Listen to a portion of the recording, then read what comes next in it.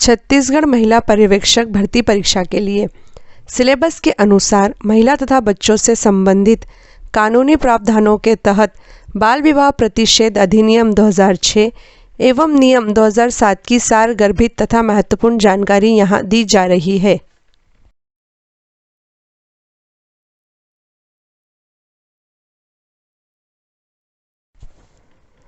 भारतीय संविधान में विभिन्न कानूनों और अधिनियमों के माध्यम से बाल विवाह को रोकने के प्रावधान किए गए हैं। बाल विवाह पर रोक संबंधी सबसे पहला कानून शारदा एक्ट के नाम से जाना जाता है। इसे 1929 में पारित किया गया था। शारदा एक्ट के अनुसार नाबालिग लड़के और लड़कियों का विवाह करने पर जुर्माना और सजा हो सकती थी। इसके पश्चात सन 1949, 1978 और 2006 में इस एक्ट में संशोधन किए गए। वर्तमान में देश में बाल विवाह प्रतिषेध अधिनियम 2006 एवं नियम 2007 लागू है। बाल विवाह प्रतिषेध अधिनियम 2006। बाल विवाह प्रतिषेध अधिनियम अर्थात prohibition of child marriage act 2006 Bharat सरकार का एक अधिनियम अर्थात कानून है जिसे समाज में बाल विवाह को रोकने के लिए लागू किया गया है। एक वाक्य में कहें तो इस अधिनियम का एकमात्र उद्देश्य पुरुष को नाबालिग लड़की से विवाह करने के लिए दंडित करना है। भारत में 1 नवंबर 2007 से बाल विवाह प्रतिषेध अधिनियम 2006 लागू हुआ है। बाल विवाह प्रतिषेध अधिनियम 2006 में 21 धाराएं हैं। बाल विवाह प्रतिषेध अधिनियम 2006 के मुख्य प्रावधान इस प्रकार हैं। बाल विवाह प्रतिषेध अधिनियम के अंतर्गत 21 वर्ष से कम आयु के पुरुष अथवा 18 वर्ष से कम आयु की महिला के विवाह को बाल विवाह की श्रेणी में रखा गया है। बाल विवाह प्रतिषेध अधिनियम के अंतर्गत बाल विवाह को दंडनीय अपराध माना गया है। बाल विवाह प्रतिषेध अधिनियम के अनुसार बाल विवाह करने वाले वयस्क पुरुष या बाल विवाह को संपन्न कराने वाले लोगों को इस अधिनियम के तहत 2 वर्ष के कठोर कारावास या 1 लाख रुपए का जुर्माना या दोनों सजा से दंडित किया जा सकता है, किंतु किसी भी महिला को इस कानून के तहत कारावास से दंडित नहीं किया जा सकता है।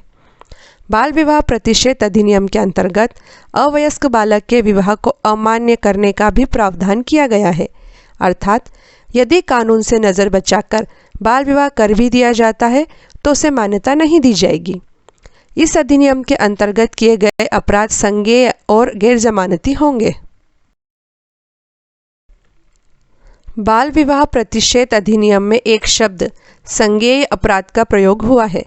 अब आप सोच रहे होंगे कि ये संज्ञेय अपराध क्या होता है, तो इसका जवाब यह है कि संज्ञेय ऐसा अपराध होता है जिसमें पुलिस किसी व्यक्ति को बिना किसी वारंट अर्थात न्यायालय की अनुमति के बिना भी तत्काल गिरफ्तार कर सकती है, जैसे बाल विवाह, हत्या, बलात्कार, दहेज हत्या, अपहरण, दंगा करना आदि को संज्ञेय अपराध की सूची में रखा गया है। वहीं ऐसे अपराध जिनमें पुलिस को बिना वारंट के किसी व्यक्ति को गिरफ्तार करने का अधिकार नहीं होता है, वे अपराध असंज्ञेय अपराध कहलाते हैं, जैसे झूठी गवाही देना, धोखाधड़ी, मानहानि आदि असंज्ञेय अपराधों की श्रेणी में आते हैं।